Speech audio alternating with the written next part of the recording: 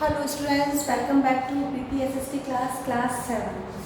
In the previous video lecture we were discussing the chapter 2 of the history, kings and their kingdoms. In this chapter we have discussed about the emergence of the new kingdoms.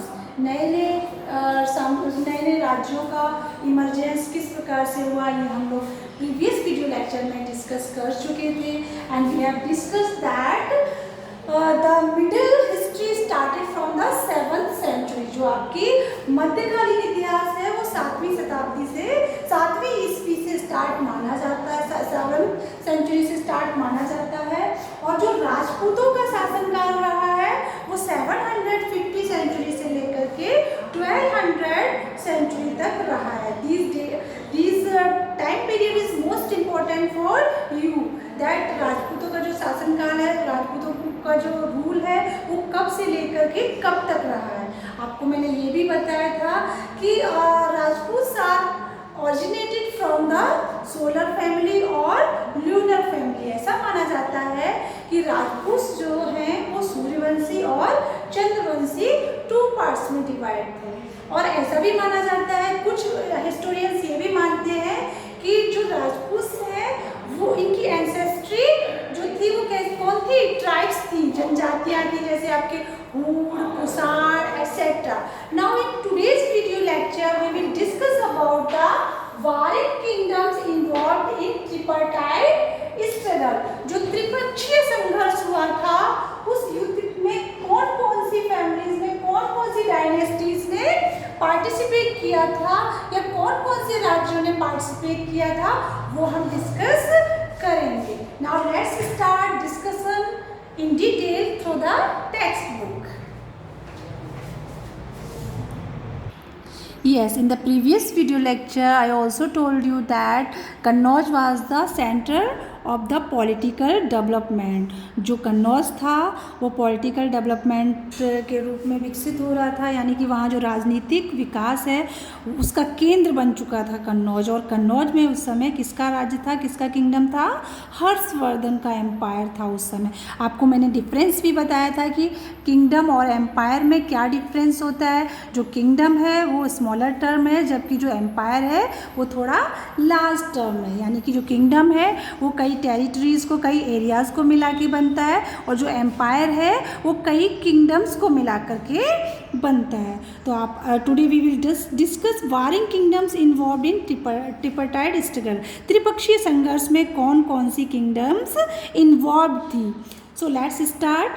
The beginning of medieval Indian history was marked by a long struggle involving the Gujar Pratiharas of Malwa. जो मध्यकालीन भारतीय इतिहास की starting है वो एक struggle से शुरू होती है जिसमें मालवा के गुजर प्रतिहार और राष्ट्रकूट, दक्कन के राष्ट्रकूट और बंगाल के जो पाल थे उन लोगों ने अपनी अपनी सुपरमेसी स्टार्ट करने के लिए संघर्ष करना स्टार्ट कर दिया था. As this event involve 3 major regional power, it is described by historians as the tripartite struggle. और इसी स्ट्रगल को जो हमारे इतिहासकार हैं उन्होंने त्रिपक्षीय संघर्ष नाम दिया. कई बार ये क्वेश्चन भी पूछा जाता है कि what is tripartite struggle. The struggle among the 3 kingdoms like Gujar Pratihar of Malwa, Rashtrakoot of Dakkan and Palas of Bengal, इनके बीच में जो संघर्ष हुआ था उसी को ट्रिपार्टाइट स्ट्रगल के रूप में जाना जाता है. The constant struggle eventually weekend the constant struggle eventually weakened the 3 dynasties and resulted in their ultimate decline. जब इन तीनों पक्षों के बीच में जो स्ट्रगल चल रहा था उसका जो रिजल्ट था वो क्या हुआ कि ये तीनों की डायनेस्टी ही वीक होती चली गई और इनका डिक्लाइन होना स्टार्ट हो चुका था. Now next page.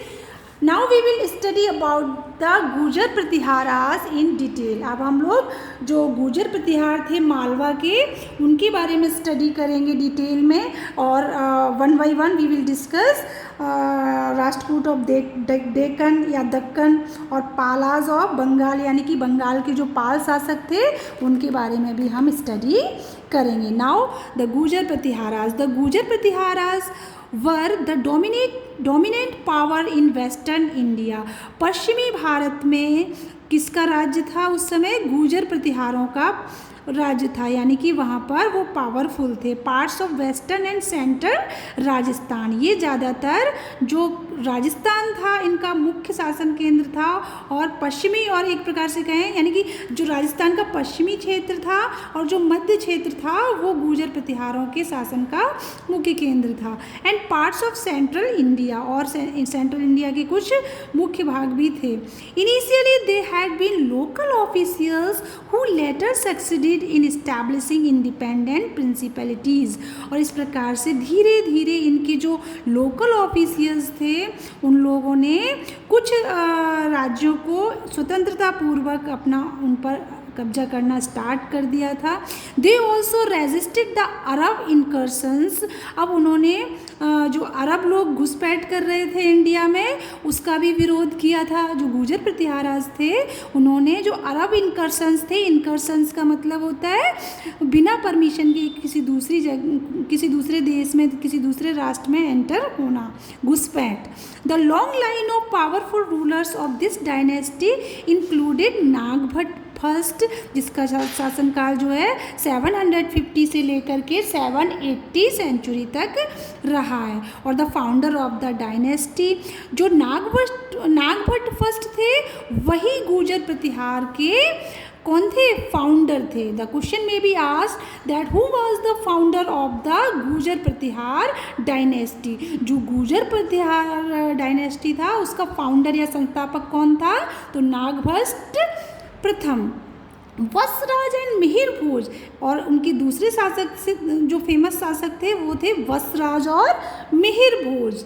मिहिर भोज जिनका शासनकाल 836 से लेकर के 890 सेंचुरी तक रहा है. The most prominent among them, इन सब में बहुत ही फेमस रहा है. जो मिहिर भोज था he was most prominent. Prominent means famous among them. इन सब में जो सबसे ज़्यादा फेमस रहा है वो है मिहिर भोज. Now the most prominent among them establishes the largest empire in northern India. क्योंकि जो मिहिर भोज था इसने उत्तर भारत में भी अपना एम्पायर इस्टेब्लिश किया था with Kannauj as his capital, और कन्नौज को अपनी कैपिटल बनाया था जो उत्तर प्रदेश में है. ही इश्यूड सिल्वर कॉइन्स, और जो आपके मिहिर भोज थे इन्होंने चांदी के सिक्के चलाए थे जिस पर बरहा प्रतीक था. बियरिंग द एम्बलम मीन्स प्रतीक. बरहा हिंदू गॉड है. And incarnation of Lord Vishnu, जो बरहा अवतार है वो भगवान विष्णु का अवतार माना जाता है. इनकारनेशन मीन्स अवतार.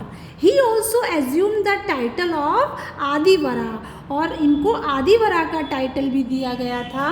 Now Al Masudi, a foreign traveller, wrote extensively about the power and prestige of the Gurjara Pratiharas rulers. जो अल मसूदी जो कि एक विदेशी ट्रैवलर थे, विदेशी यात्री थे, उन्होंने भी जो गुर्जर प्रतिहार शासक हैं उनकी पावर और उनकी प्रेस्टीज के बारे में वर्णन किया है, उनके बारे में लिखा है. They were great patrons of learning and literature. वो कला और साहित्य दोनों के ही संरक्षक थे, पैट्रन थे. So Rajashekhar the famous Sanskrit poet was patronized by the Pratiharas rulers. जो राजशेखर थे बहुत ही फेमस पोइट थे, वो उनको भी इन्होंने ही राष्ट्रकूटों और प्रतिहारों ने ही संरक्षण दिया था. तो क्वेश्चन में भी आज that who patronized the Sanskrit poet Rajashekhar. तो राजशेखर को कौन सी डायनेस्टी के रूलर्स ने पैट्रोनाइज किया था? तो प्रतिहार रूलर्स ने. Now the second the Palas. Pala मतलब जो पाल थे बंगाल के, उनके बारे में हम स्टडी करेंगे. The Pala empire was established by Gopal around 750 century। जो पाल साम्राज्य है उसको गोपाल के द्वारा 750 ईस्वी में इस्टेब्लिश किया गया था। यानी कि who was the founder of Pala empire? Gopal. Very easy to learn, Pala Gopal. Okay, his kingdom extended over the states of present day Bengal. अब उस समय बंगाल में क्या क्या क्षेत्र आते थे? बिहार, पार्ट्स ऑफ उड़ीसा और नेपाल। बंगाल के अलावा इसमें बिहार और उड़ीसा का कुछ हिस्सा और नेपाल का कुछ हिस्सा आता था। तो they fought many wars with Gurjara Pratiharas and Rashtrakutas. अब जो पाल शासक थे उन्होंने गुर्जर प्रतिहारों के साथ और राष्ट्रकूटों के साथ बहुत ही युद्ध किए। The Pala dynasty expanded their political boundaries under Dharmapala and his son Devpal.